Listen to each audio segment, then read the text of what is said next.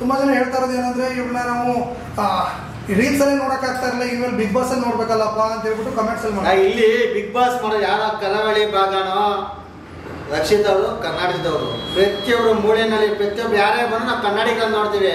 ಯಾವುದೋ ಇಂಥ ಪ್ರಾಂತ್ಯಕ್ಕೆ ಸೇರಿದವರು ಇಂಥ ಜಿಲ್ಲೆಗೆ ಸೇರಿದವರು ನಾವು ಹೇಳಕ್ ಹೋಗಲ್ಲ. ಅದರಲ್ಲಿ ಇವರು ಕೊಟ್ಟಬಹುದು. ಇನ್ನೂ ಅವರಲ್ಲಿ ಕರಾವಳಿ ಭಾಗದಲ್ಲಿ ಎಂತೆಂಥ ಸಾಧನೆ ಮಾಡಿರೋ ಹೆಣ್ಮಕ್ಳಿದ್ದಾರೆ, ಗಂಡು ಮಕ್ಳಿದ್ದಾರೆ, ಕೊಡ್ಬೋದಾಯ್ತು. ಇವ್ರು ಏನಕ್ಕೆ ಇವ್ರ ಸಾಧನೆ ಏನು ಸಾಧನೆ ನೋಡಿ ಇವರು ಬಿಗ್ ಬಾಸ್ ಅವ್ರು ಕರ್ಕೊಂಡು ದೇವರಿಗೆ ಗೊತ್ತು. ನೋಡೋಣ, ಕಾದ್ ನೋಡೋಣ. ನನಗೆ ಸ್ಪಷ್ಟವಾಗಿ ಕನ್ನಡ ಬರಲ್ಲ. ಆಮೇಲೆ ಮೊನ್ನೆ ಒಂದ್ಸಲಿ ಬೆಂಗಳೂರಿಗೆ ಬಂದಾಗ ಕನ್ನಡ ಏನಕ್ಕೆ ಮಾತಾಡ್ಬೇಕು ಅನ್ನೋ ಹೆಣ್ಮಗು ಇವತ್ತು ಬಿಗ್ ಬಾಸ್ ಒಳಗಡೆ ಇದ್ದಾರೆ ಅಂದರೆ ನಮ್ಮಂಥವ್ರ ನೋವಿ ಸಂಗತಿ. ಈ ಕನ್ನಡ ಪರ ಸಂಘಟನೆಯಲ್ಲಿ ಎಷ್ಟೋ ಜನ ಹೆಣ್ಮಕ್ಳು ಇದ್ದಾರೆ, ಈ ನಾಡು ನುಡಿ ಹೋರಾಟ ಮಾಡೋ ಕೇಸ ಇಂಥವ್ರನ್ನ ಕರ್ಕೊಬೋದಾಯ್ತು ಅವರು. ಈ ಹೆಣ್ಮಗನ ಕರ್ಕೊಂಡಿದ್ರಲ್ಲ, ಏನು ಈ ಹುಡುಗಿ ಒಳಗಡೆ ಸಂದೇಶ ಏನು ಕೊಡುತ್ತೆ ಅಂತ ಕಾದ್ ನೋಡೋಣ. ನಾವು ನಮಗೆ ಗೊತ್ತಿದೆ, ಬಿಗ್ ಬಾಸ್ ಅವ್ರಿಗೆ ಗೊತ್ತಿದೆಯಲ್ಲ ಏನೋ ಕೊಡ್ತಾರೆ ಕಂಟೆಂಟ್ ಅಂದ್ಬಿಟ್ಟು. ನೋಡೋಣ, ಕಾದ್ ನೋಡೋಣ ಬಿಡಿ. ಎಲ್ಲ ಹೆಣ್ಮಕ್ಳಿಗೂ ನಾವು ಸಹಕಾರ ಕೊಡೋಣ, ಎಲ್ಲ ನಮ್ಮ ಕನ್ನಡಿಗರೇ. ಆದ್ರೆ ನೋಡೋಣ ಅವ್ರದ್ದು ನಾವು ಉತ್ತಮ ಅಂತವ್ರು ಕೊಡ್ಬೋದಾಯ್ತು, ಇವರು ಕೊಟ್ಟ ನೋಡೋಣ ಆಯ್ತು. ಇನ್ನು ಹಳೆ ಬಿಗ್ ಬಾಸ್ ಎಲ್ಲ ನೀವು ನೋಡ್ಕೊಂಡ್ ಬಂದಿದ್ದೀರಾ, ಈ ಸಲ ಏನು ಹೊಸತನ ತರಬೇಕು ಅಂತ ಅನ್ಸುತ್ತೆ ಸರ್? ಹೊಸತನ ಒಂದೇನಂದ್ರೆ ನಾಡಿಂದು ಕಲೆ ಸಾಹಿತ್ಯನ ಬಿಂಬಿಸಿದ್ದಾರೆ.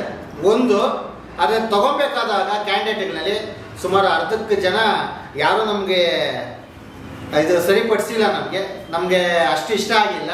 ಇನ್ನೂ ನೋಡಿ ತಗೊಬೋದಾಯ್ತು. ಇವತ್ತು ಬಿಗ್ ಬಾಸ್ ಅನ್ನೋದು ವರ್ಷದಿಂದ ವರ್ಷಕ್ಕೆ ಬರ್ತಾನೆ ಇರುತ್ತೆ, ಹೊಸತನ ಅಂತ ಹೇಳ್ತಾರೆ. ಆದರೆ ಎಲ್ಲೋ ಇಂಥ ಕ್ಯಾಂಡಿಡೇಟ್ ನೋಡಿ ನಮ್ಮ ಮನಸ್ಸಿಗೆ ಬೇಜಾರಾಯ್ತು. ಇನ್ನೂ ಒಳ್ಳೊಳ್ಳೆ ಸಾಧನೆ ಮಾಡಿದ್ರು ನಾವು ಒಳಗೆ ಕರ್ಕೊಬೋದಾಯ್ತಲ್ಲ, ಅವಕಾಶ ಕೊಡ್ಬೋದಾಯ್ತಲ್ಲ.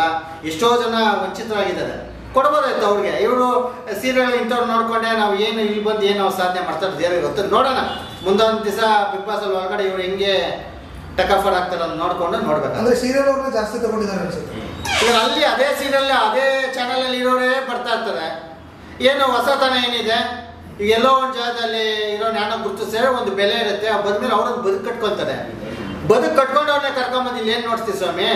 ಇಲ್ಲಿ ಸೀರಿಯಲಲ್ಲಿ ನೋಡಿ ಬೇಜಾರಾಗಿರ್ತೈತೆ ಅವ್ರನ್ನ. ಇಲ್ಲಿ ಕರ್ಕೊಂಬಂದು ಏನು ನೋಡ್ತೀವ ನೀವು? ಏನು ತೆಗಿತೀವಿ ಅವರಿಂದ? ಎಲ್ಲಾನು ಸೇರಿಸಿ ಎಲ್ಲಾರ್ಗು ಕೊಡಬೇಕು ಅಂದ್ಬಿಟ್ಟು ಎಲ್ಲ ವರ್ಗದಲ್ಲಿರೋರ್ಗು ಸೇರಿಸಿ ಕೊಡ್ಬೇಕಾಯ್ತು. ಕೊಟ್ಟಿಲ್ಲ ನೀವು. ಒಬ್ಬ ರೈತ ಇಲ್ಲ ಈ ಸರಿ, ಬೇಜಾರಾಗುತ್ತೆ ನಮಗೆ. ಯಾರು ರೈತ ಅಂದರೆ ಸ್ಟೇಜ್ ಮೇಲೆ ಬಂದು ಇದು ನಾನು ರೈತ, ನಾನು ಬಡವನು, ನಾವು ಹೊಟ್ಟೆಪಾಡಿಗೆ ಬಂದೆ, ಅಲ್ಲಿ ಬಸ್ ಸ್ಟ್ಯಾಂಡಾಗಿ ಮಲಗಿದ್ದೆ, ಇಷ್ಟೆಲ್ಲ ಕಷ್ಟ. ಇಲ್ಲಿ ಬುಳ್ಳೆ ಬಿಡೋಬೇಡ, ನಿಜವಾದಂಥ ರೈತನ ಒಬ್ಬನ ಕೊಟ್ಟಿರೋ ನಮ್ಗೆ ಖುಷಿಯಾಗಿರೋದು. ಯಾಕಂದ್ರೆ ನಾವು ಹೋರಾಟಗಾರರು, ರೈತ ಇಲ್ದಿದ್ದು ಇವತ್ತು ಏನಿಲ್ಲ ಅಂಥವ್ರು ಏನೋ ಗುರುತಿಸ್ಕೊಬೋದಾಯ್ತು. ಚಾನ್ಸ್ ಕೊಟ್ಟಿಲ್ಲ. ನೋಡೋಣ ಇನ್ನು ಇವರು ಏನು ಎದ್ದ ಅಂದ್ಬಿಟ್ಟು. ಅಂದರೆ ಇನ್ನೂ ಹಳೆ ನಟರು ಕೂಡ ಇದ್ರು, ಹಳೆ ನಟ ನಟಿಯರಿದ್ರು, ಅವ್ರಿಗೆ ಸಿನಿಮಾದಲ್ಲೂ ಅವಕಾಶಗಳು ಸಿಗ್ತಾ ಇಲ್ಲ ಅಂತ ಹೇಳ್ಬಿಟ್ಟು ಮಾತುಗಳು ಕೂಡ ಕೇಳೋದು. ಇಂಥ ಒಂದು ಅವಕಾಶನ ಕೊಟ್ಟರೆ ಬಿಗ್ ಬಾಸ್ಗೆ ಮುಂದೆ ಅವ್ರಿಗೆ ಅವಕಾಶಗಳು ಸಿಗ್ಬೋದಿತ್ತು. ನೋಡಿ, ಹಳೆ ನಟರು ಹೊಸ ನಟರು ಅವಶ್ಯಕತೆ ಇಲ್ಲ. ಆಯ್ತು, ಅವ್ರು ಬಂದು ಅವ್ರದ್ದೊಂದು ಕೊಡುಗೆ ಏನು ಕೊಟ್ಟು ಹೋಗೋರೆ. ಕೊಟ್ಟಿರೋರಿಗೆ ಏನು ಕೊಡಬೇಕು? ನಾನು ಹೇಳ್ತಾ ಇರೋದು ಏನು ಕರ್ನಾಟಕದಲ್ಲಿ ಏನು 100 ಜನ ಇಷ್ಟೇ ಜನ ಇರೋದು ಬೇಡ, ಎಲ್ಲರೂ ಕೊಡ್ಲಿ ಬಿಡ್ರಿ. ಹಳೆ ನಟರು ಹೊಸ ನಟರು ಬೇಡ, ಇನ್ನೂ ಹೊಸಬ್ರನ್ನ ನಟರು ಮಾಡ್ರಿ ನೀವು. ಏನೋ ಬಂದವ್ರು ಐಪಿ ಬಂದು ಶೆಡ್ ಆಗಿರೋ ಕರ್ಕೊಂಬಂದು ಇಲ್ಲಿ ಅವನ್ನ ತಿರ್ಗಾ ಬೆಳೆಸೋ ಬದ್ದು ಶೆಡ್ ಆಗಿರೋ ಯಾರು ಕಣ್ಣಿಗೆ ಕಾಣಂತವ್ನು ಅಂತ ಪ್ರತಿಭೆಯಲ್ಲಿ ಅವಕಾಶ ಕೊಟ್ಟು ಮೆರೆಸ್ರಿ ನೀವು. ಅದು ನಾಡಿಗೆ ನೀವು ಕೊಡೋಂಥ ಕೊಡುಗೆ ಬಿಗ್ ಬಾಸ್ ಅವರು. ಆಗ್ಬಿಟ್ಬಿಟ್ಟು ಎಲ್ಲೋ ನಾನು ಕರ್ಕೊಂಬಂದು ಐಪ್ ಇಲ್ದವ್ನಿಗೆ ಐಪ್ ಕೊಡೋಂಥ ಕೆಲಸ ಮಾಡೋದು. ಎಲ್ಲರೂ ಗೊತ್ತಿ ಡಮ್ಮಿ ಆಗಿರೋನ್ನ ಎತ್ಕೊಂಬಂದು ಇಲ್ಲಿ ಶೇನ್ ಮಾಡೋದು, ಟ್ರೋಲ್ ಆಗಿರೋನ್ನ ಎತ್ಕೊಂಬಂದು ಶೇನ್ ಮಾಡೋದು ಬಿಟ್ಟು ನಿಜವಾದಂಥ ಸಕ್ರಿಯವಾಗಿ ಕೆಲಸ ಮಾಡೋಂಥವ್ರಿಗೆ ಅವಕಾಶ ಕೊಟ್ಟರೆ ಒಂದು ಈ ನಾಡು ನುಡಿ ಜನಗಳು ಗುರುತಿಸಿ ಅವ್ರಿಗೊಂದು ಗೌರವ ಕೊಡೋದ್ರ ಮುಖಾಂತರ ಅವರೊಂದು ಬೆಳಕಿಗೆ ಬರ್ತಾರೆ ಅನ್ನೋ ಕೇಳಕ್ಕೆ ಇಚ್ಛೆ ಪಡ್ತಾರೆ.